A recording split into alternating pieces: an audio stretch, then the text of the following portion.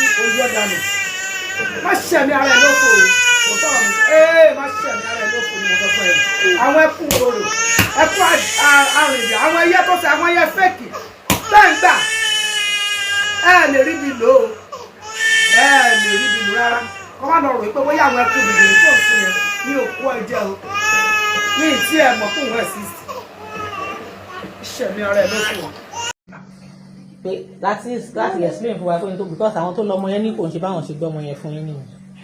Okay. So ká lè mọ tó ṣẹlẹ̀ ń pọ̀ ọmọ yẹn kí ló ṣe tó fi rí bẹ́ẹ̀. Ayákẹ́dá sọ. Ṣé ẹ bá kí n explain yìí? Ẹ má lè nà mi lè fún yín sórí ìdúró.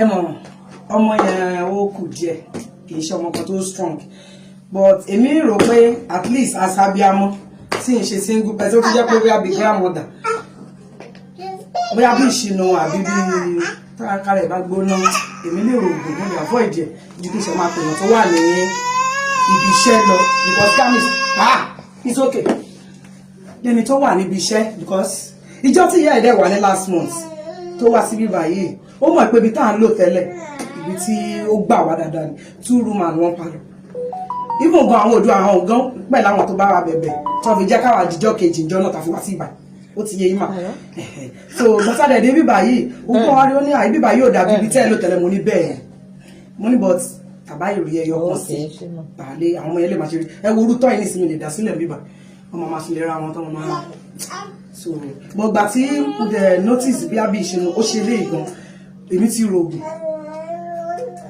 fún wọn àwọn bíi panadol àwọn bíi multivitamin so èmi ò rí nílùú kan tó serious once pé mo bá ti sick kò nídìí pé mo ṣe ń pé ẹni tó lọ wọn bóyá máa bọ̀ wá gbọ́ màbí tí mi ní fi lọ́kàn balẹ̀ gbà tó dẹ̀dẹ̀ wá lóru múlẹ̀ kò sick tó ṣubú sílẹ̀ rọ̀ àbí tó sùn sílẹ̀ fún mi o mo ní but bí ìṣinú ibi tí lógún fún so nǹkan tó wà bẹ́ẹ̀ nìyẹn so wọ́n dẹ̀ pè mí ìjọ náà pé kó tó di pé mo wá sọ̀rọ̀ gan fún bọ̀dá yẹn ó ti kọ́kọ́ pé kò bẹ̀rẹ̀ sí gbé mi ṣépè wọn ò fóònù náà lọ́pọ̀ yìí tó gbé yín ṣépè. ìyẹn bóyá gan ìyá ẹ̀ ó kọ́ pé mo lè bẹ̀rẹ̀ sí ṣépè ìyẹn tó gbé ọmọ yẹn wá fún yín.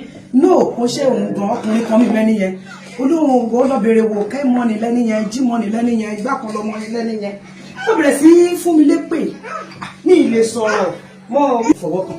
according to mama torí ọ̀rọ̀ kátó bá ṣe ẹwẹ́ parí tàyè kọ́ fáwọn ọmọ yẹn. díẹ̀ náà tí má lè tán díẹ̀ máa. so according to information tá a gbọ́ ọmọ yẹn lè ní ìgbà kan tó gbé wá fún yín. bẹ́ẹ̀ ló náà bẹ́ẹ̀. ìgbà kan gbọ́ ọmọ yẹn wá fún yín lè léyìn sí ṣé mo ṣe ní fídíò ṣé a ní fídíò yẹn lọ máa wà ṣánsá díẹ̀ sẹ́yìn náà. no èèyàn kan ló sẹ̀ǹdì ẹ̀sẹ̀ mi fún ara mi yẹn bí àbúrò mi lẹ́ni tó pè wọ́n ẹ̀.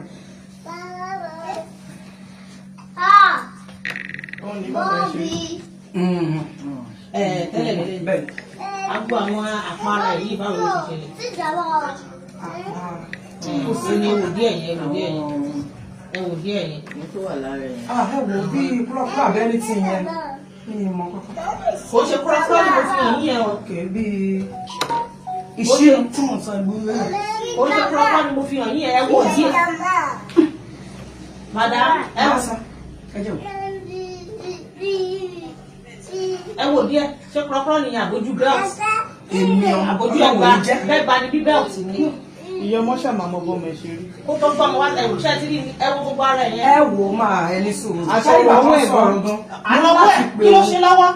ẹ wò eléyìí ló máa ń gbéyàn jẹ láàrin o so màá wá mú ọwọ́ anybody tó bá ti gé jẹ màá wá fà even àbúrò ẹ̀gbọ́n eléyìí. Táwọn ilé náà gbé bí ni àmọ́. ibi wà ló ń gbé. Ibi náà ń sùn. bẹ́ẹ̀ ni Ìyá wọn kọ́. ìyá wọn wà ní James. Ẹ fún wa nọ́mbà ìyá wọn. Ẹ fún wa nọ́mbà ìyá wọn. èló náà ń san. ṣe Àníbi nọ́mbà yìí sọ yìí. Àwọn tó kù yìí kọ́. eléyìí wà lọ́wọ́ mi ti pẹ́ eléyìí náà dọ̀ mi ló ń sún pé. Àwọn eléyìí kọ́. àwọn eléyìí gbogbo wọn eléyìí ni máa wọ́n mú eléyìí wọn máa wọ́n wá mọ ẹ̀ pójú tẹ̀ yàtọ̀ pójú ọmọ tó wá mú ni. eléyìí ọ̀dọ̀ mi ló wà ọ̀dọ̀ mi ló wà bẹ́ẹ̀ ni gbogbo àwọn eléyìí. Ṣé ẹ mọ̀ pé ibi gan-an ó kéré fún un? Bẹ́ẹ̀ àti pé nọ́gọ́ tẹ̀ ń lò fún àwọn ọmọ yìí ó yẹ kó bright náà.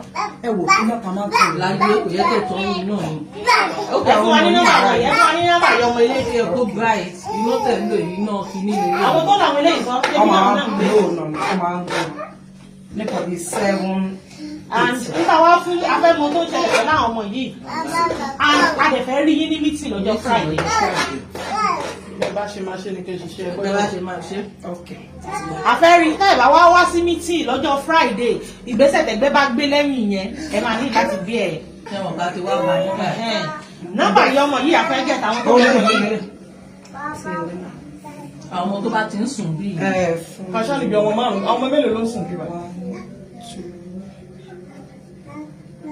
1, 2, 3. Ẹnìkan náà lè. Ṣé ìyàwó kí lóúnjẹ wá ni? Ṣé wọn lóúnjẹ fún wọn ni?